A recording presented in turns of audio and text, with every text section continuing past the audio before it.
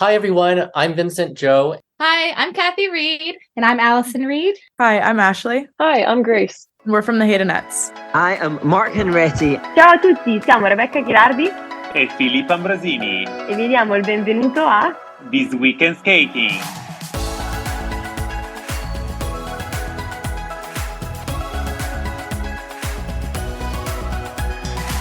Welcome to This Week in Skating, the weekly podcast bringing you the latest news from the world of figure skating.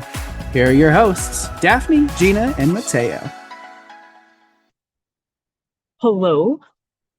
Welcome to Milan. We are outside of, we're actually in the main media center. We're outside the main media workroom here today on Saturday, February 7th, day 2 of the Winter Olympics. Hi, Matteo. Hello. Gina, please impress our listeners with your Italian. She's getting fluent. Oh, no. What are you talking about?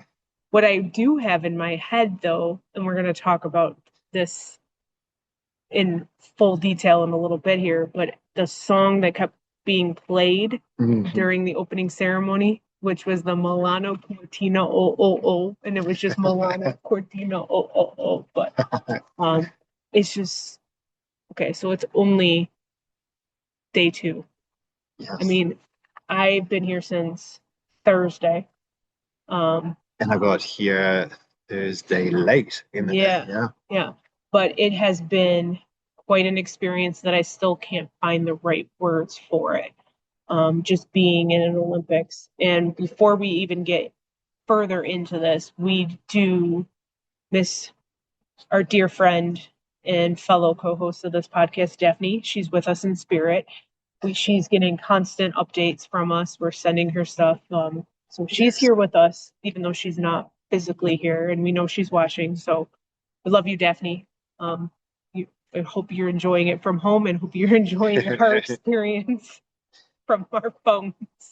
Exactly. I think we mentioned it before, we have a chat of the 3 of us together.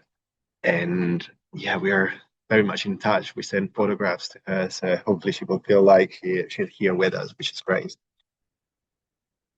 So, before we get into the skating, before we get into the opening ceremony, when I arrived, I went with some friends, media friends that we mentioned on this podcast quite a bit, Robin and George. We got an opportunity to go and check out the Olympic Village, and that, from the beginning, I was like, I'm here. This is so cool. It was really cool to go and walk through. We weren't allowed in the resident areas, of course, but to walk through, and see where they're staying with their flags outside, their windows, where they're eating, their rec room. I had a really cool opportunity to get a pin using a robotic arm. It was really cool. We're all into the pins. Our credentials have pins on all sides of them. You can't see it. I'm pointing to it like you can see it, but you can't. You can hear them. You can hear them, yeah. And now they are so heavy that you have to take them off when you go through security. Yeah, that's fun. But yeah, that was a cool opportunity. And then we also, as we made our way to the Duomo, we were going to get something to eat, and we wanted to see the Duomo at night. And there were all these people standing around. We got to see the torch, the last leg of the torch, which I believe you got to see too, Matteo. Correct. So I got to Milan in the afternoon of Thursday, and the first thing I had to do was to come to the media center because I had to do my accreditation. And literally when I was a street away from it, I see this gathering of people, and there is this man with a torch there. And I thought, wow, how lucky. And within minutes, the Olympic flame arrived. They lit the torch and the guy left. And I thought, that's a fantastic welcome. And it's quite weird for me because, as you know, I'm from Milan originally, although I've left Milan 17 years ago to move to the UK. And this is a trip that I do 4 times a year.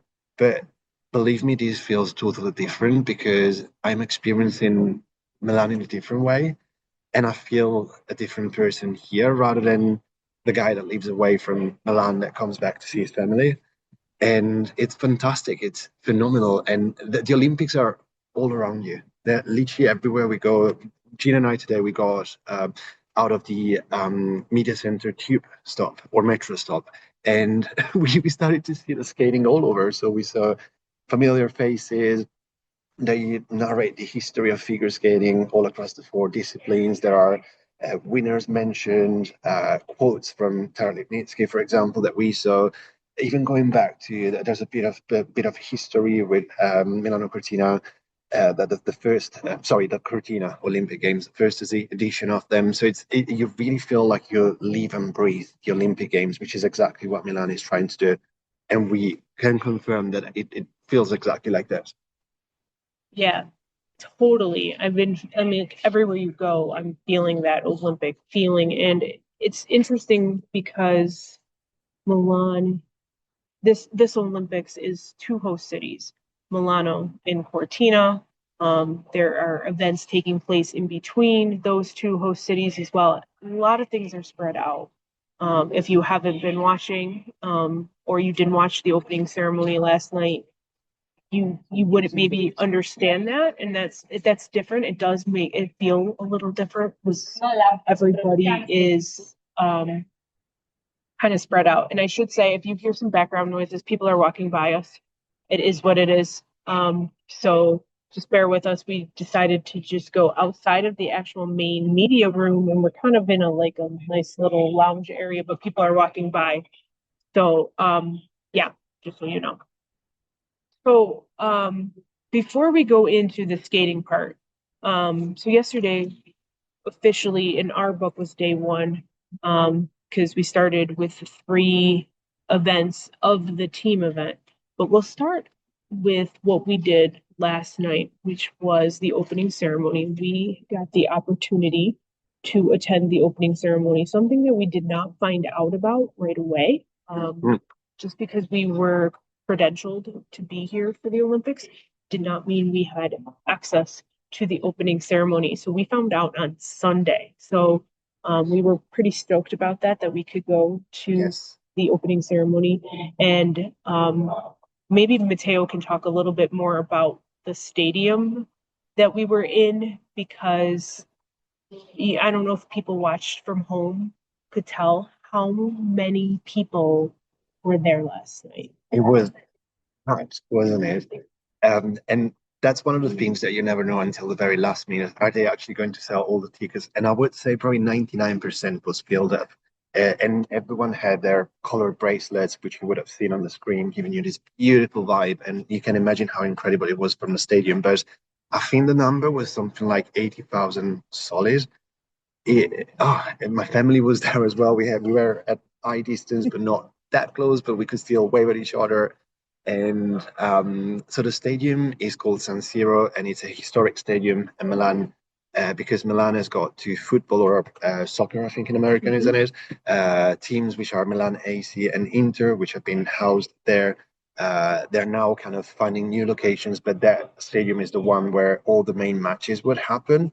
And I remember, when I was living here, particularly when you had Milan versus Inter, that would be a massive thing. Everyone getting hyped about it. So it's a place that is well known to not only Milanese or Italians, but I think around the world as well, because I know international fans of football know of that stadium. To be in there was quite phenomenal. I've never been in there before myself. I think it's quite well known that I like figure skating and not football. But it was quite an experience because it's a structure that you can see it's not recent. So there were a few things that we had to do, like taking set of steps and stairs to go up and down. But once you get out there, you get this beautiful vibe. And as soon as we were there and we saw the screens and we saw this, the setup there, we thought, oh my gosh, this is real. And I was telling Gina, I probably told Gina something like 10 times, please pinch me, is this real? I'm too excited. I was making little dances on the seat there, and Gina said, you're not going to survive this. It really felt like the Olympic vibe, but the opening ceremony vibe was real. Do you want to say something about it, Gina? Because I felt like, wow. Yeah, so first off, we had to get there really, really early because of the crowds. So we were there early, and then when we got to our seats and we sat down and where we could see everything, it was just, I still haven't found the right words to describe everything that happened last night. But when you see this, growing up, I've always watched the opening ceremony. It was the highlight of the Olympics. And then, of course, if it was a Winter Olympics, the figure skating would be the highlight. And I do like watching gymnastics in the summer and swimming. But the opening ceremony just had that feel to it. And it was just so, I was just in awe that I was like, I'm here. I'm sitting here. I'm watching this. I'm not watching it on a TV screen. Everything that was happening, it was just like, I don't know how many photos and videos I took, but I was at times just sitting there and watching it and taking it all in. And I did lose it at some points too, maybe when Andrea Bocelli came out and sang, and I mean, like, how am I here? Like, and then the rings joining together, and then at the end, and seeing all of the athletes coming out, which was interesting. That was a very different, the way the athletes came out, because you had countries come out in the center of Milan and there was no athletes with them, but then you would look up on the monitor and you would see them in the other areas walking out. And I was telling George this because he said, oh, this was a very different and strange opening ceremony. And for someone who's been to an opening ceremony before, I could see why he would say that. But for someone who hasn't, and someone who used to work in television and knows how things get put together, I have to say how they did that was spot on, because you would have in Milan the whoever it was that was carrying out the country name walk out, and if there was no athletes, or maybe there were a few, they would walk, and then you'd look on the screen, and at that exact same moment in Cortina or in the other areas, they were walking out. There was no delay. It was like spot on. And that's what I said. It's so in sync that whoever was producing this or directing this, job well done. I mean, because for someone who used to work in TV, that production was great. And I did find out one of my previous coworkers, when I was working at the TV station, she is doing some stuff for NBC in Stamford, Connecticut. And she did some of the graphics for the opening ceremonies last night. So shout out to her that she was so part of it. I thought that was really cool. I've reached out to her. I thought she was in Milan, and she said, no, she's in Stamford. I think we call that Milan Part 2, because I know Ashley Wagner's there and there's some other people there as well. But yeah, so still in awe of the opening ceremony, but we had quite the experience afterwards too. Oh, yeah, I mean, the journey back was quite something, because, of course, you get all these 80,000 people just moving out of the stadium. And as you can imagine, the metro was packed. The trams were packed. And then eventually our friends in media, Danielle in particular, she said there's a shuttle bus for media that takes us back to the media center. And it was quite a journey to find it as well, but we found it, we got back. And actually from there, we could navigate the metro system a bit better without that congestion. But yeah, long story short, I think it was nearly 2 a.m. when we all got back. And clearly you cannot sleep in the day after, because we woke up and we're here recording, and we got to then go watch practice. We got to see the second segment of competitions. But I feel like I don't feel tired. The excitement is taking over. And that's exactly what happened yesterday as well. We got to the arena. We had the team event that we will talk about in a moment. But we all got there, as you can imagine, we couldn't probably even have good food, the proper food. So we got to the arena, and to the stadium, and we thought, we need food. But then as soon as we got in, the vibe of the opening ceremony took over, and it felt like we totally forgot of being tired, of not having enough food. Everything was perfection. And one thing I wanted to say, actually, that we're covering the Olympics via This Week in Skating, Stance.com and Figure Skaters Online. You will see, though, that we're not actually incredibly active in terms of sharing things. This is because, as you can imagine, the Olympics are quite a different competition compared to the others. So we're finding our way. We're finding, what can we post? What can we not post? There are media rights that are quite strict, and we do not want to interfere with them because the price you pay for doing that is potentially to be stripped of your accreditation, and we don't want to do that. We still want to share as much as we can with you.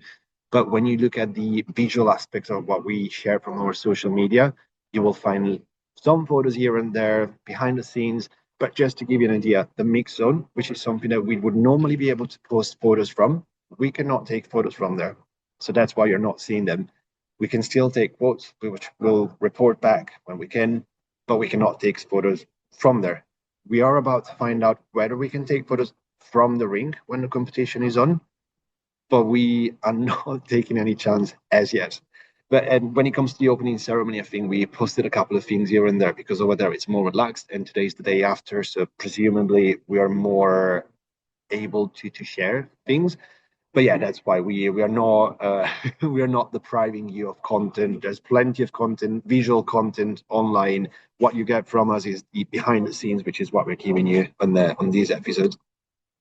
Yeah, we're still trying to get our feel of everything too, like where the media room is in the arena to where it is with the mix zone, where the press conference is, but everything, there's a lot of people around keeping everything in check, lots of rules. So we're just kind of navigating them and doing the best we can given our rules because we don't want to get in any trouble.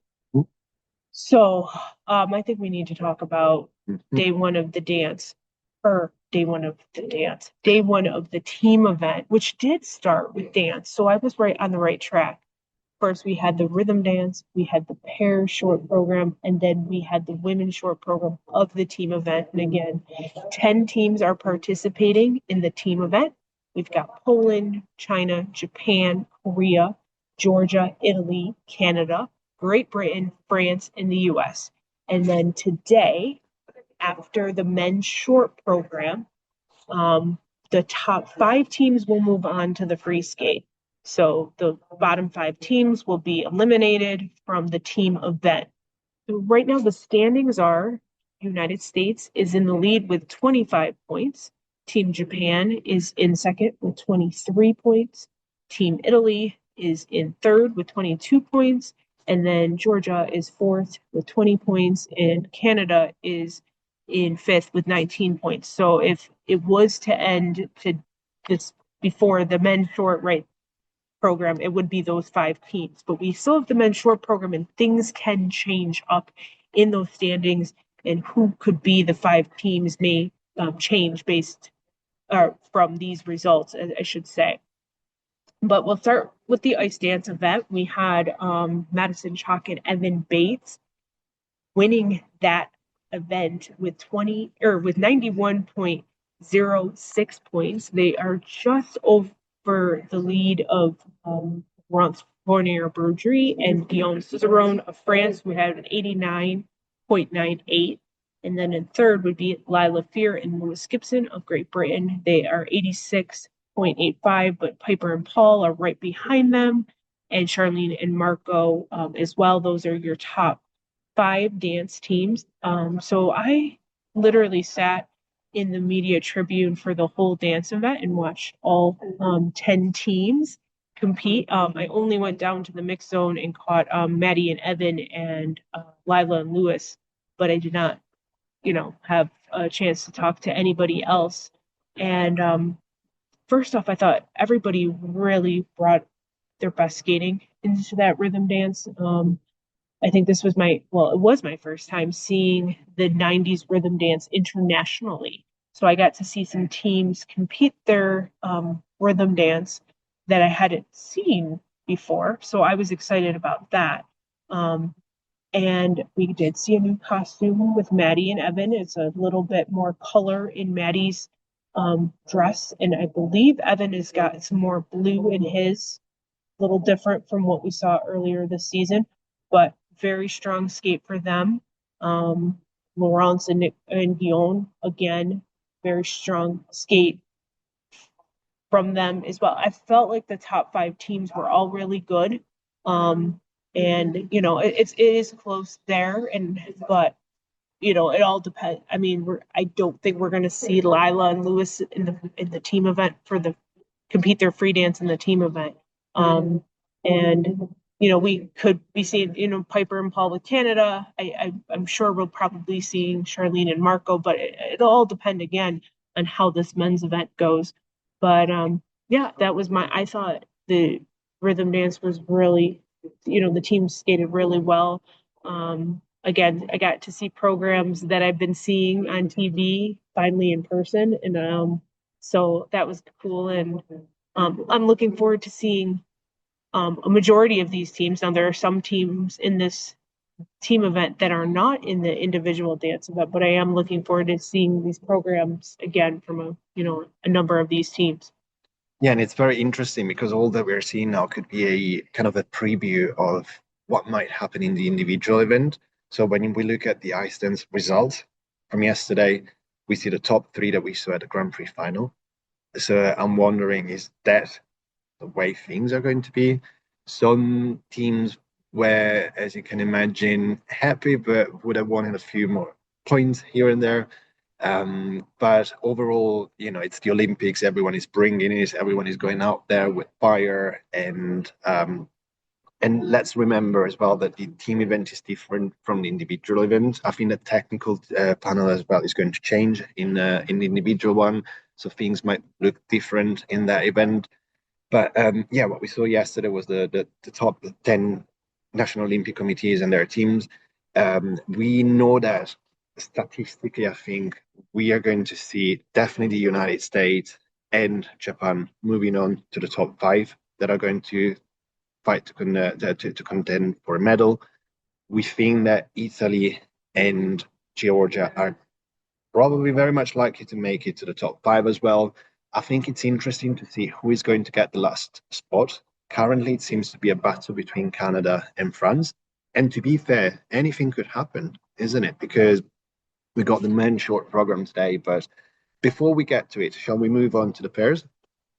Yeah, let's move on to the pairs. So the top teams after the pairs event winning the pair short program of the team event would be Riku Mira and Riichi Chiara, who scored an 82.84. Looked very good. Probably one of the best skates I've seen them skate this season. His reaction was priceless in the kiss and cry. He just walked right off in excitement. So they were very happy with that score, and definitely a good boost for Japan, because that was one of the 2 events where they took the most points. We'll talk about the other event where they took the most points in a second. But then in second, with a strong skate as well, Anastasia Meltakina and Luca Baruvala of Georgia with a 77.54. Again, as Matteo mentioned, Georgia is definitely in the hunt to be one of those teams that they could even get on the podium. We've been talking about maybe that 3rd place spot with Italy and Georgia battling for it. And, Anastasia and Luca could really help Georgia in that. It was so good to see Italy's Sarah Conti and Niccolo Maci skating again, because we know they missed Europeans because of an injury, and you could visibly see that Sarah has a bandage on her leg. So you could see she's still healing from that injury, but she is the team captain for Italy. And at the press conference, she said she's doing well. She was a joy. She actually, let me talk about that. Team Italy has a captain and an assistant captain. They're the only team that we know of that has a captain and an assistant captain, and the assistant captain would be Marco Fabbri. And at the press conference, Sarah did most of the talking, and Marco just sat there and just agreed and disagreed at some points with her. But so I just had to point that out. But it was really good to see them, back on the ice looking strong, because, they are a favorite in the individual event to take home a medal, maybe even to win. 4th is Leah Pereira and Trent Michaud of Canada. And we all know the story with them. They found out they were coming to the team event. Probably didn't know they were going to be doing the team event because it was given that Deanna Stellato-Dudek and Maxime Deschamps would be doing the team event, but we know that Deanna is got an injury right now. We have not gotten any update on if they are going to compete in the individual event. We should be hearing within the next day or two about that because they have to make a decision here and they have to get to Milan if they are going to compete. They are not in Milan. They are being monitored back home in Montreal. So I thought Leah and Trent did very well out there for themselves. In fifth is Ellie Cam and Danny O'Shea of the US. And Sweet and Han are in sixth place. Difficult skate for them to still, we all talked about that after Four Continents. I wasn't sure they should be here competing, but that was tough. She took a really kind of nasty fall. So that was the pairs event. I thought the top teams looked really well. I'll let you take the floor here on Matteo. Your thoughts on that? I did not. I think I stayed up. I'm trying to remember now. Oh my God, the day was so long yesterday. I don't think I was down no. My colleague, Scott Mamroser, was down in the mix zone for the pairs, and I sat and watched it from the tribune and did not go down in the mix zone. That's correct. Yes, and I totally agree with you. We saw quite a very strong event. Actually, I want to mention as well that from a public point of view, it was the highest attended of the day. And I want to mention this because we know how often we keep hearing, oh, pairs, man, no, nobody watches it. Actually, that was attended. People loved it. Of course, I think that there were quite a lot of Italians there because when Sarah Nicolò got to the ice, they had the loudest cheer, I think. And talking about the two of them, the joy that they bring to the ice. Gina and I were saying, gosh, can you see Sarah? She's smiling and she's enjoying it. And it seems like she forgot that she had an injury a couple of months ago. And look at Nicolò as well. Nicolò is normally quite tense, but he seems to enjoy himself today. They really brought their program to the ice, and I'm so happy to see them like that. But Anastasia Metalkina, Luca Perulava as well skated quite solidly. They are the new European champions, so they got in with a very strong position to compete against the rest of the field. The Japanese, of course, Riku and Ryuichi. They were strong. They were the fastest, the most solid. You could see that they got out there and they said, "We know what we got to do," and they did it. But also, you mentioned Leah and Trent. Again, we know that short program is the strongest one for them this season, and they always enjoy it. And Ellie and Danny as well. I want to mention that we're so happy. It's just, I want to mention this because we don't know how much you get from the TV screen, but we are there. We can see their faces. And bear in mind that yesterday opened the figure skating event. So all of these guys are the first skaters to take the ice. Each one of them gets there with a lot of excitement and a lot of pressure as well. But what we saw yesterday was excitement taking over, I think. And it's fantastic to be able to report that. Yes, and we have to say too, where we were sitting, we were very close to the team boxes. And so for those of you who haven't watched a team event before, everybody has a team box. It's a little different than World Team Trophy. They can't go as crazy as they do in World Team Trophy. They have to tone it down a little bit, but I think I still liked to see who was sitting in the team box. At one point, I think Italy had so many people in there that they were sitting on the floor. But, everyone was there. Coaches are sitting in there. They're cheering. Really, then they'll come behind them and the kiss and cry. It's really a great experience.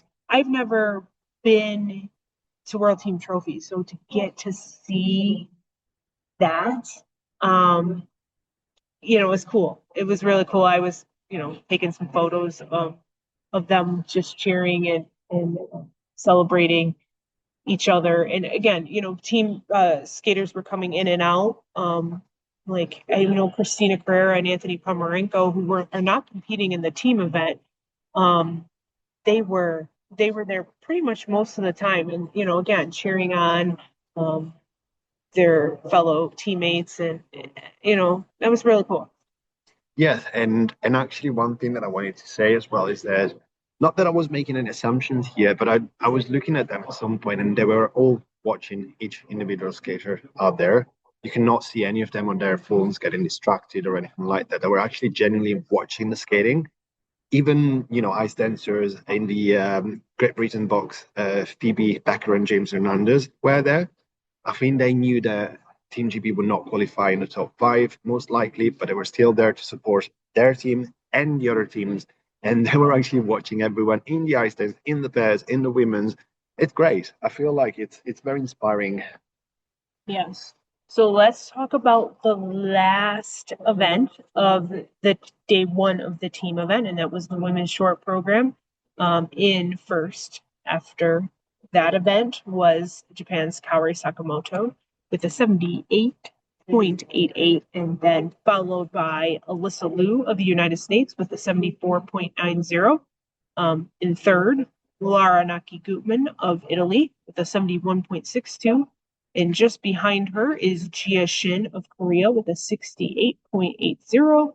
And then we have Anastasia Bubanova of Georgia, 67.79. So that's your top five in the women's short program.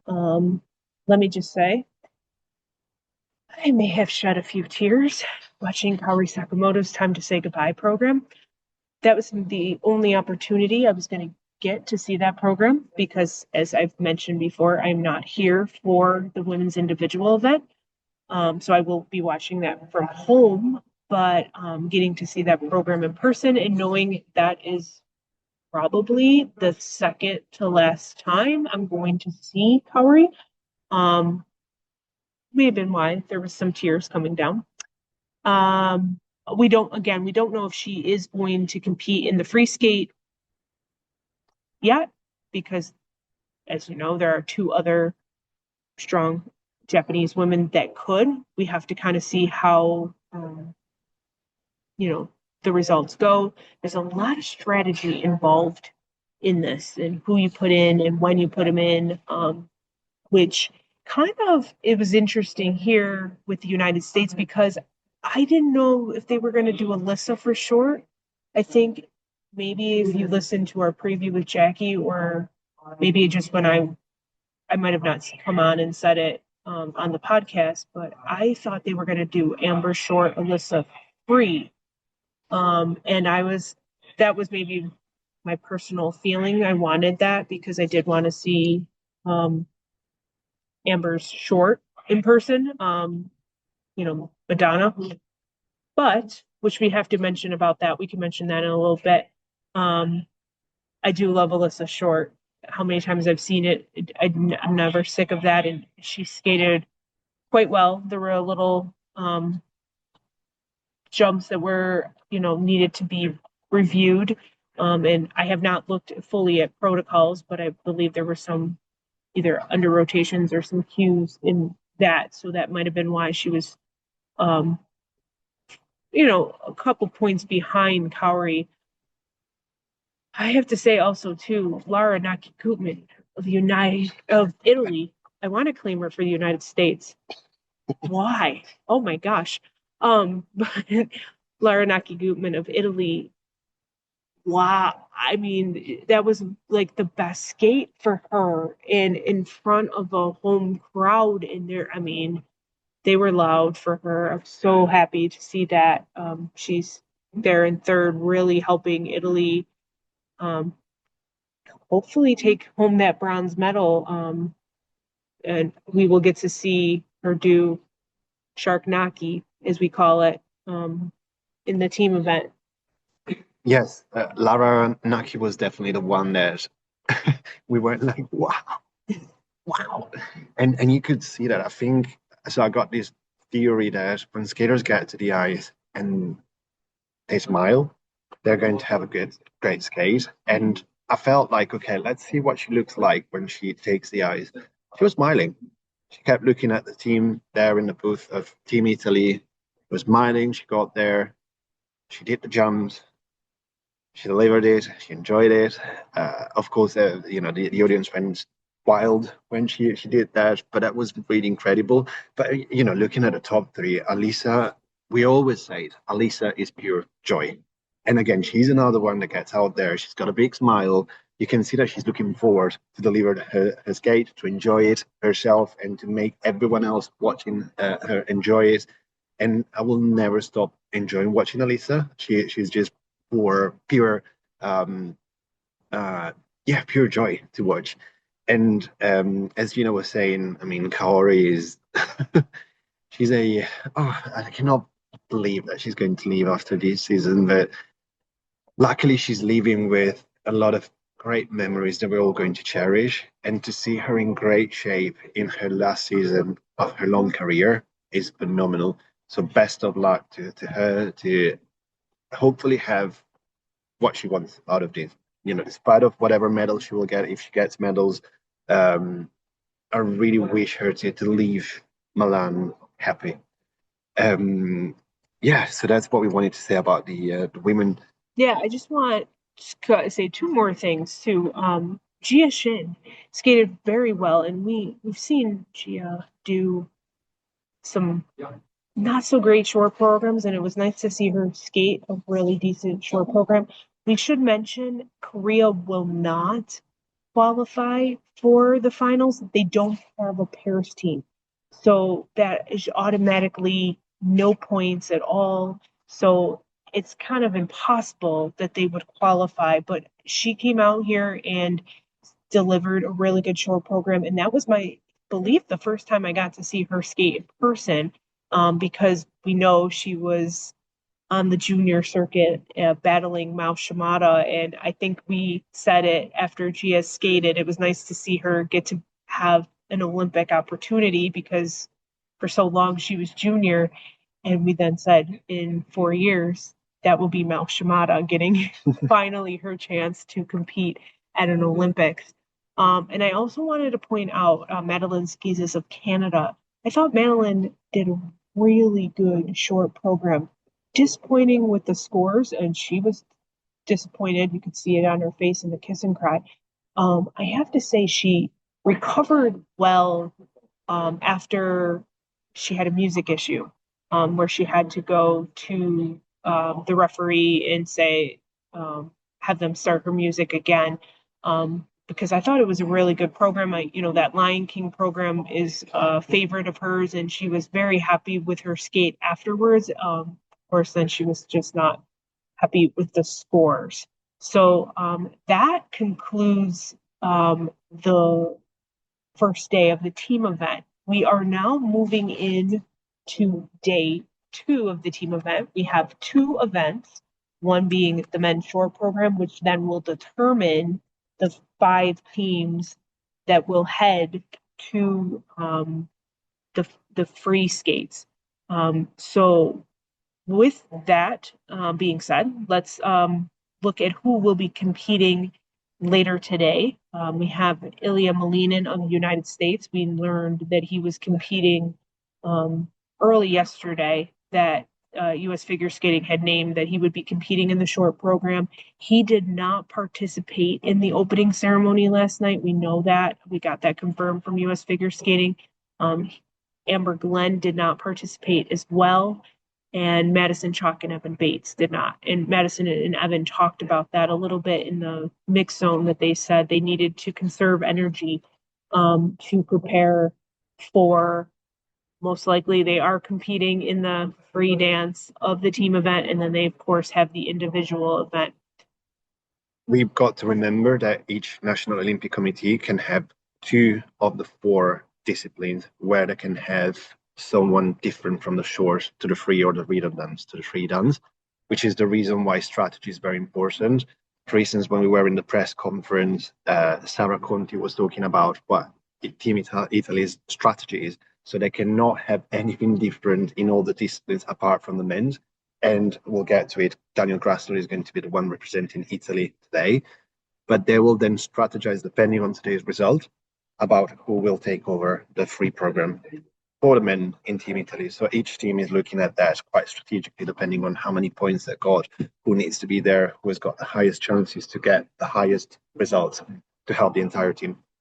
Yeah, Italy can switch out their pairs team too, because they do have Rebecca Gilardi and Filippo Ambrosini, but I don't think that's going to happen. I think Sarah Conti and Nicola Mucci will be competing. I think where Italy could make a substitution is with Daniel Grossel and Matteo Rizzo. And I really do think Daniel Grossel has a pressure on him here. He does need to compete today well to help Italy be one of those 5 teams and really put them in a position to be one of these medalists.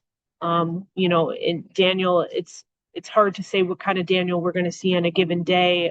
We saw what happened at Europeans, so hopefully he comes out and delivers a strong program for them and then helps them put them in a position that maybe they could put in Matteo if they needed to, if they make the free skate. We also have competing today Yuma Kageyama of Japan, who he was very present yesterday in the team booth. He was having a great time. So he, I'm sure, will help Japan continue to their second place. But Japan could really challenge the U.S. there. It's really close. We have Nika Agazzi of Georgia. Nika, we know, is the European champion. So if he comes and skates like he did at Europeans, he's really going to help Georgia's case for possibly a medal, but also definitely qualifying for the free programs. We have Kevin Amos of France. We know what happened at Europeans with Kevin. And if France wants to be that 5th team in, Kevin needs to skate well to do so. We also have Junhwa Cha of Korea competing. Again, Korea is not going to make it to the free programs because they don't have that pairs team. So they're kind of out of it. But one who is needing a really good skate, and Canada's hoping he's going to skate well, is Steven Gogolev, so that they can be one of those 5 teams in to the free skates. But yeah, that's who we have, the top contenders for the team event and who's in competing in the men's event today. We don't officially have who will be competing in the free dance because we don't know the 5 teams yet. But I'm sure, with the United States, we'll be seeing Madison Chock and Evan Bates. We most likely will be seeing if Japan goes. It's obviously the Japanese ice dance team that is only qualified for the team event. Italy, it will be Charlene and Marco. Some of them it's obvious because they only have one team, but it's, if you go to the ISU website right now, there is no starting order for the free dance because we have to wait for the men's event to conclude to know who those 5 teams are that gets to move on to the free dances and free skates. Correct. And I want to make a special mention for those that were at the opening ceremony yesterday, but also those that were flag bearers for their teams. For instance, if you think about Diana Davis of Georgia, she's the only ice dancer for Team Georgia. She carried the flag yesterday, and she will very much likely be back on the ice today. So well done to her. Same things to Luca Berulava, which was with her. He and Anastasia Matevkina are the only pairs team for Georgia, although they have a day break in between yesterday and their final for the team's events. But it's remarkable that these skaters, these athletes, are doing all of these in the first days of their Olympic experience. It's crazy. Yeah, that's why we were hearing about the conserving of their energy, and that's why people like Madison and Evan did not do the opening ceremony. Ilya did not do the opening ceremony. Amber did not do the opening ceremony, which, for those who were like, well, is the U.S. going to substitute in the women's event?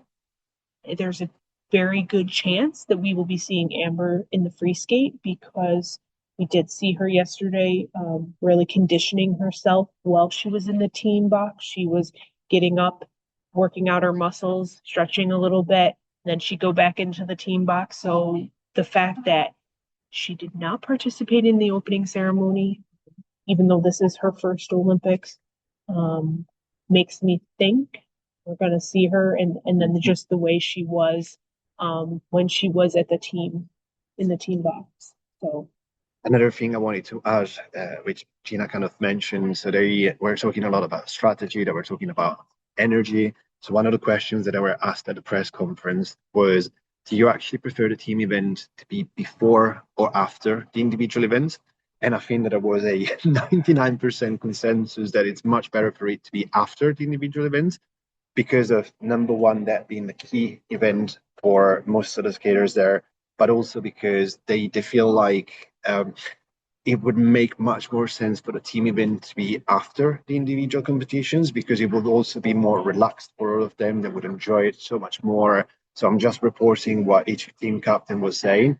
The only exception was Sarah Conti, which said, I just come from injury, so I kind of need this team event now because it's almost like practice. She kind of said, not meaning to minimize the team event competition, but she said, I need those skates in before the individual event. But she said, I'm pretty sure if I was coming here without my injury, I would have probably agreed with everyone else. yeah, that was funny because she was the only one who likes the current way it is with the team event first and then the individual events. But her assistant captain did not agree with her on that. That would be Marco Fabri. He was with Danny and the team Japan's captain, who said, no, we'd like to have the individual events first and then the team event. So yeah, so that kind of wraps up day one with the team event, and looking into day two of the team event, which we have men's short program and then the free dance, just two events today. So we will only see 15 skaters teams. So we'll see 10 men and then we will see 5 dance teams. Again, no medals today. We will have medals tomorrow, after the end of the team event with the 3 events tomorrow. So if we were rambling, or again, if you heard background noise, we are working on probably like 4 hours of sleep. We're outside of a media center where people are walking by and people are talking. If you heard banging, it was my clips connecting with the microphone, because this little microphone has a magnet. My water bottle. Again, we are doing our best. We're going to try to record as much as we can while I'm here. Then when I go back home, I will join Daphne. And again, we do miss Daphne. She is with us in spirit. We miss Daphne. She's with us in spirit. Again, we've been messaging her, chatting with her through text as much as we can, and know she's watching and following along at home, and she was here with us. But it's again been a really cool experience. I feel like I've been here a little bit longer, and I'm like, wait a minute, this is only like my second full day, but I just feel like, I don't know, I'm just in awe. I'm like pinching myself, like, yeah, here. That's the thing, though. So the Thursday is the fullest by far. But we got to keep in mind, every one of our media friends that have been to the Olympics before, they say before you know it, it's over. Enjoy every single moment, and that's what we're doing. And actually, can I ask you, Gina, the day one had skating, opening ceremony.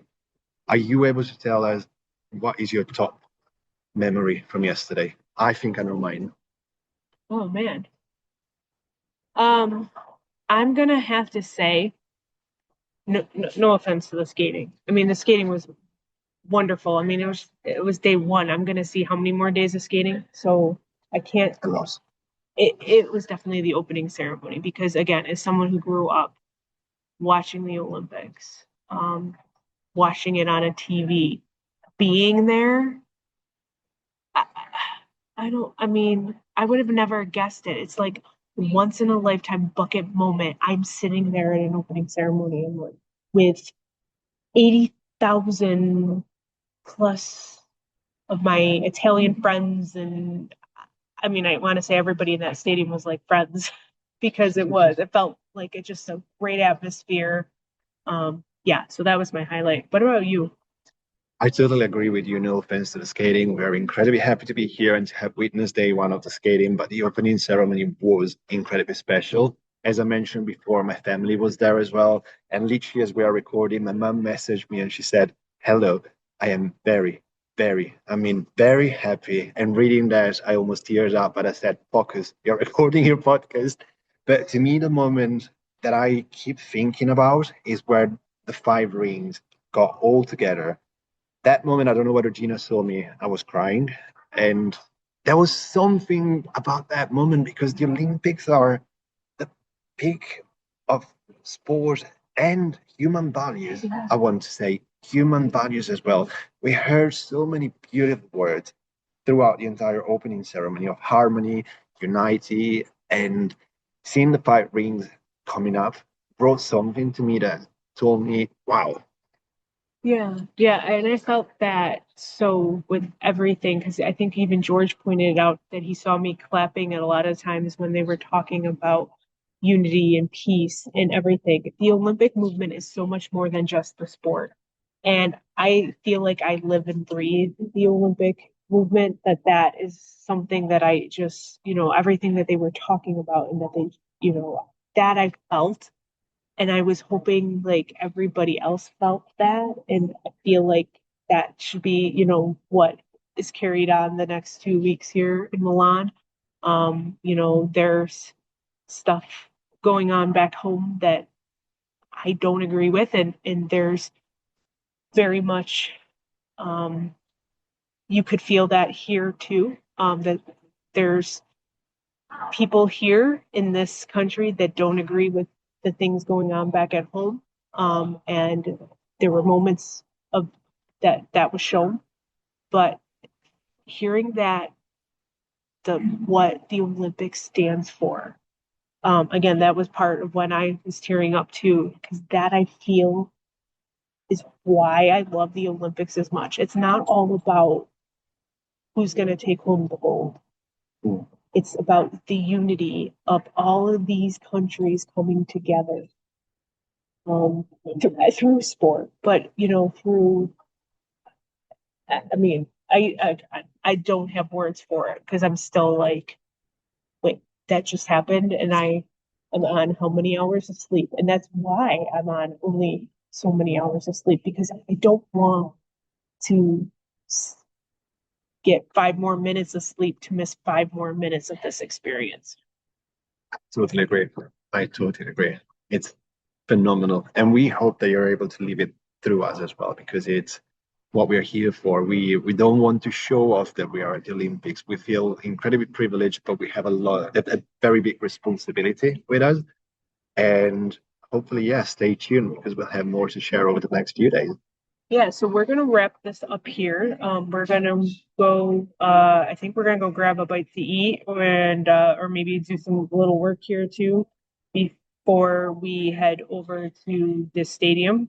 We are not near the stadium right now, so we have to get over there. I also want to maybe head down to the store. There's a store in our media thing, and grab a few things. I haven't done my shopping yet. I need to do some of that too, because people want things back, and I have to bring stuff back, including myself. And which, by the way, mascots here, trying to find them is and I need a Tina and Milo, and we were hoping to bring back something for Daphne of a Tina or Milo, and we may have to.